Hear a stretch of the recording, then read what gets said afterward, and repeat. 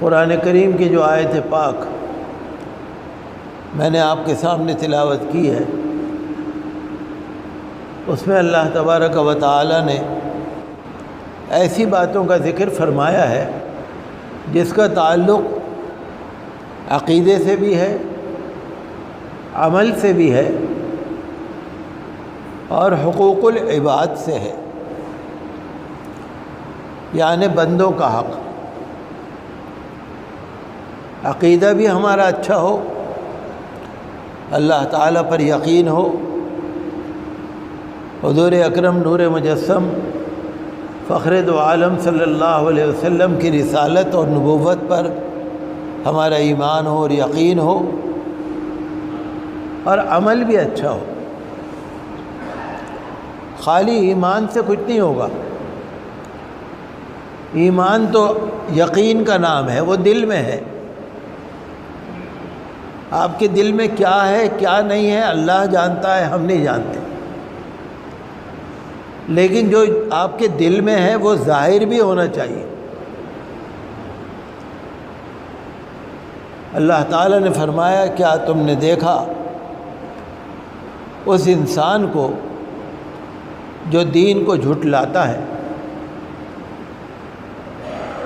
دین کو جھٹلانے کا مطلب یہ بھی ہے کہ قیامت کے دن میں جو حساب اور کتاب ہوگا،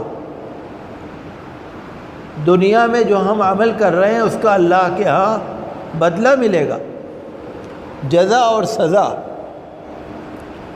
مالک یوم الدین،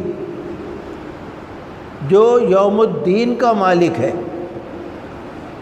جو قیامت کے دن کا مالک ہے، جو جزا اور سزا کے دن کا مالک ہے۔ تو دین کا مطلب یہ بھی ہے کہ ہماری شریعت، ہمارا دین، اور دین کا مطلب یہ بھی ہے کہ حساب و کتاب۔ جس کو یہ یقین ہوگا قیامت کے دن اللہ کے سامنے کھڑا ہونا ہے، ایک ایک ذرے کا حساب ہونا ہے، یقیناً وہ دنیا میں عمل اچھا کرے گا، اور جس کو یقین نہیں ہوگا وہ گناہ کرتا رہے گا۔ تو حساب و کتاب کا انکار، جیسے کفار و مشرکین کہا کرتے تھے، انہیں قیامت کا یقین ہی نہیں تھا کہ مرنے کے بعد بھی پھر آنا ہے۔ ارأیت الذی یکذب بالدین، جو جزا اور سزا کا انکار کرتا ہے، جھٹلاتا ہے، اور دین کو بھی جھٹلاتا ہے، عمل نہیں کرتا، مانتا نہیں۔ جیسے ہماری شریعت ہے، جیسے ہمارا اسلام ہے، اس میں عبادت بھی ہے، معاملہ بھی ہے، عمل بھی ہے، سب کچھ ہے۔ فذلک الذی یدع الیتیم، یہ وہی ہے جو یتیم کو دھتکارتا ہے۔ معلوم یہ ہوا کہ اللہ تعالیٰ کو یہ بہت برا لگتا ہے کہ کوئی یتیم اور یسیر یا بے سہارا کسی بچے کو کوئی دھتکارے۔ اللہ تعالیٰ یہ فرماتا ہے، اگر کسی کا باپ مر جائے، کوئی بچہ ہو یا یتیم ہو، تو اس کے سر پہ ہاتھ پھیرو، محبت کرو، گلے لگاؤ، شفقت کرو، اس کے ساتھ احسان کرو۔ آج کل تو یہ ہے نا، باپ سے عزت ہے۔ لوگ کہتے ہیں باپ مر گیا، اولاد بیچاری رول جاتی ہے، کوئی پوچھتا بھی نہیں۔ تو یہ وہ انسان ہے جو یتیم کو بھی دھتکار دیتا ہے۔ معلوم یہ ہوا کہ ہمارے سماج میں جہاں بھی کوئی یتیم ہو، بے سہارا ہو، جس کا باپ نہ ہو، جس کا سرپرست نہ ہو، اس کے ساتھ اللہ کی خاص رحمت ہوتی ہے۔ تبھی تو اللہ نے فرمایا، یہ تو وہ بد نصیب انسان ہے جو یتیم کو بھی دھتکار دیتا ہے، اللہ کو یہ بہت برا لگتا ہے۔ وَلَا يَحُضُّ عَلَىٰ طَعَامِ الْمِسْكِينِ، اور یہ کسی غریب انسان کو کھانا کھلانے کے لیے کسی سے کہتا بھی نہیں، رغبت بھی نہیں دلاتا۔ معلوم یہ ہوا اللہ تعالیٰ کو غریبوں کے ساتھ بڑی محبت ہے۔ وہ غریب انسان جس کا ظاہر میں کچھ بھی نہیں ہے، کوئی نہیں ہے، جو مجبور ہے، معذور ہے، بیمار ہے، جس کے پاس فاقے ہیں، جس کے پاس کوئی اپنا ساز و سامان بھی نہیں ہے، غریب ہے، مسکین ہے، وہ دیکھنے میں بے سہارا ہے، لیکن اللہ کی خاص کرم اور فضل اس کے ساتھ کہ یہ انسان کھلاتا بھی نہیں اور لوگوں سے کہتا بھی نہیں۔ جیسے کوئی انسان ہے وہ یہ کہہ دے بھائی فلاں انسان بڑا غریب ہے، ہو سکتا ہے میں کسی کو جانتا ہوں آپ نہیں جانتے، کوئی میرے محلے میں ہے، میرے پڑوس میں ہے، میرے جانکاری میں ہے، میں جانتا ہوں، میں نے کہا بھائی یہ بڑا غریب انسان ہے، کبھی کبھی اس کو کچھ دے دیا کرو، تو میں نے آپ کو رغبت دلائی۔ ایک تو یہ ہے کہ میں کھانا خود کھلاؤں، خود مدد کروں، ایک یہ ہے کہ میں آپ سے بھی کہوں۔ تو اللہ نے فرمایا یہ وہ بد نصیب انسان ہے جو غریب کو کھانا کھلانے کے لیے رغبت بھی نہیں دیتا۔ فویل للمصلین، بربادی ہے، ہلاکت ہے، جہنم ہے ان لوگوں کے لیے جو نماز سے غافل رہتے ہیں، وہ نمازی جو نماز کو بھولے بیٹھے۔ تو یہ آیت ان لوگوں کے بارے میں بھی نازل ہوئی ہے جو حضور صلی اللہ علیہ وسلم کے زمانے میں ظاہر میں مسلمان ہو گئے تھے، دل سے مسلمان نہیں تھے، کسی مجبوری میں آ کے جماعت میں کھڑے ہو جاتے تھے، مسجد نبوی شریف میں آئے، جماعت میں مل کے کھڑے ہو گئے، نماز پڑھنے لگے، دل نماز میں نہیں ہے، دکھاوا، ان کے دل میں ایمان نہیں ہے، ان کے دل میں اللہ کی عبادت کا جذبہ نہیں ہے، شوق نہیں ہے، یہ تو دکھانے کے لیے آ جاتے ہیں، منافق ہے، اس کو منافق کہتے ہیں جس کے دل میں کچھ اور زبان پہ کچھ۔ ہو سکتا ہے ان کی کوئی لالچ ہوتی ہو کہ بھئی اگر ہم نماز پڑھیں گے مسلمان بن جائیں گے، ان کو مسلمان دکھائیں گے، ہو سکتا ہے یہ ہماری کچھ مدد کر دیں، ہو سکتا ہے کسی وقت پہ ہمارے کام آ جائے۔ ان کا مقصد اللہ کو خوش کرنا نہیں ہے، ان کا مقصد بندوں کو خوش کرنا ہے، بندوں کو دھوکہ دینا ہے۔ الذین ہم یراؤون، جو دکھاوا کرتے ہیں، ان کی نماز جو ہے وہ دکھاوا ہے، نماز نہیں ہے۔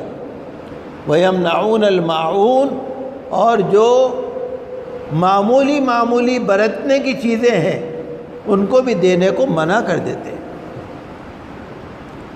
اللہ تعالیٰ یہ چاہتا ہے کہ تمہارے پڑوس میں، تمہارے محلے میں اگر کوئی ہے، پڑوسی ہے، اگر اس کو کوئی ضرورت ہے تو تمہارے گھر میں اگر وہ مانگے تو دے دو۔ کسی کو چینی کی ضرورت ہے، کسی کو نمک کی ضرورت ہے، کسی کو پانی کی ضرورت ہے، کسی کو برف کی ضرورت ہے، کسی کو سوئی دھاگے کی ضرورت ہے، کسی کو قینچی کی ضرورت ہے، کسی کو کوئی برتن کی ضرورت ہے، چھوٹی چھوٹی چیزیں جس میں تمہارا کچھ جاتا نہیں، کوئی بہت بڑا نقصان نہیں ہے۔ اگر کسی نے کہا بھائی ذرا اپنا لال دھاگے کی گٹی ہے ذرا دے دینا، آپ نے دے دیا، بھائی ذرا سی برف ہے تو دے دو، آپ نے دے دی۔ تو اللہ کو یہ بہت برا لگتا ہے جو چھوٹی چھوٹی معمولی چیزوں کو دینے کو بھی منع کر دے، یہ اللہ کو بہت برا لگتا ہے۔ علماء کرام نے لکھا ہے کہ مستحب یہ ہے کہ چھوٹی چھوٹی برتنے کی چیزیں انسان اپنے گھر میں زیادہ رکھے تاکہ پڑوس اگر مانگے تو اس کو دے دے، یہ مستحب ہے، یہ اچھا ہے۔ تو معلوم کیا ہوا؟ معلوم یہ ہوا کہ اللہ تعالیٰ کو یتیم سے بھی محبت ہے اللہ تعالیٰ کو مسکین اور غریب انسان سے بھی محبت ہے۔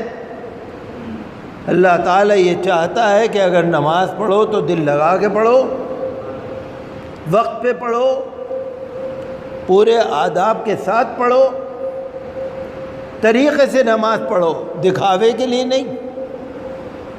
ایسا نہیں جیسے بوجھ اتار رہے ہو۔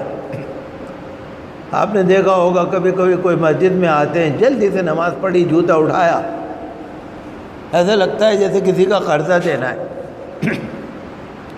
دل لگا کے نماز سے غفلت نہ ہو۔ نماز کا جس وقت ہو گیا فوراً پڑھنی ہے۔ نماز کے وقت کو ٹالنا بھی نہیں ہے، نماز کو قضا بھی نہیں کرنا ہے، نماز میں دل لگانا ہے۔ اللہ کو یہ پسند نہیں ہے کہ کوئی نماز پڑھے اور نماز میں اس کا دل نہ لگے، اللہ کو یہ پسند نہیں ہے۔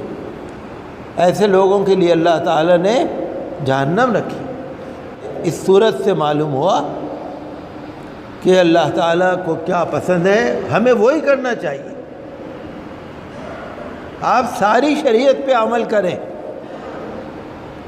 سارے قرآن شریف پہ عمل کریں۔ دین بھی ہے اور دنیا بھی ہے۔ ہمیں ایسے کام کرنے ہیں جس میں دین بھی ہو، دنیا بھی ہو۔ اب غریب کو کھانا کھلانا، یتیم کے سر پر ہاتھ پھیرنا، پڑوسی کو کچھ مانگنے کی چیز تھوڑی بہت دے دینا، یہ سماج سے تعلق ہے۔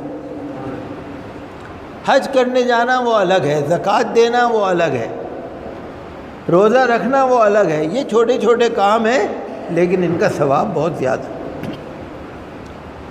تو ہمیں ایسے کام کرنے ہیں جس میں دین بھی ہو، دنیا بھی ہو۔ آج آپ دیکھ رہے ہیں نا، ہر طرف سے مسلمانوں کو نشانہ بنایا جا رہا ہے، ہر طرف سے۔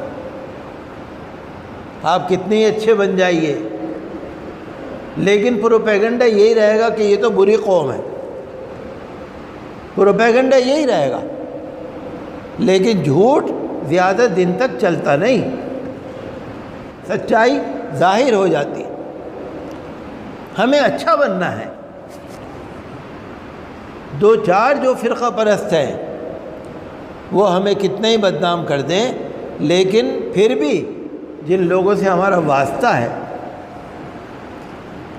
ایک دکان تھی کسی محلے میں، دکان تھی مسلم محلے میں، لیکن دکان والا مسلمان نہیں تھا۔ دکان بہت چلتی تھی، بہت چلتی تھی، جو ہے اس کے یہاں سے سودا لینے جاتا تھا، اور جو دوسرے دکاندار تھے ان کی آنی چلتی تھی۔ اب لوگ یہ کہتے تھے کہ میاں آپ تو اپنے بھائیوں کو چھوڑ کے وہاں جا رہے ہو خریدنے، آپ اس کی دکان پہ جا رہے ہو۔ جاتے کیوں تھے؟ کہ اس کا اخلاق اچھا تھا، اس کا معاملہ اچھا تھا، اس کی بولی میٹھی تھی،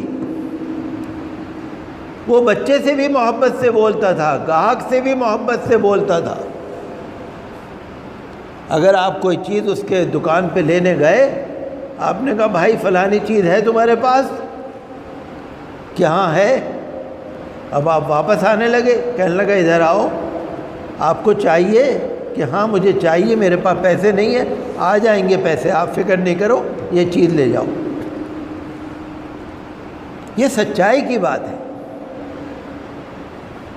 تو چاہے انسان دکاندار ہو، چاہے کارخاندار ہو، چاہے کاریگر ہو، چاہے مزدور ہو، چاہے کوئی بھی ہو، اگر اچھے اخلاق والا ہے نا تو دنیا اس کی طرف ضرور جھکے گی۔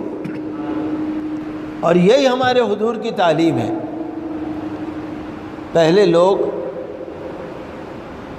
مسلمانوں سے اپنے جھگڑے فیصلہ کراتے تھے، میاں بھائی میاں بھائی میاں جی۔ وہ کہتے تھے میاں جی کبھی جھوٹ نہیں بولیں گے، میاں جی کبھی غلط بات نہیں کہیں گے۔ ایسے ہی بننے کی ضرورت ہے۔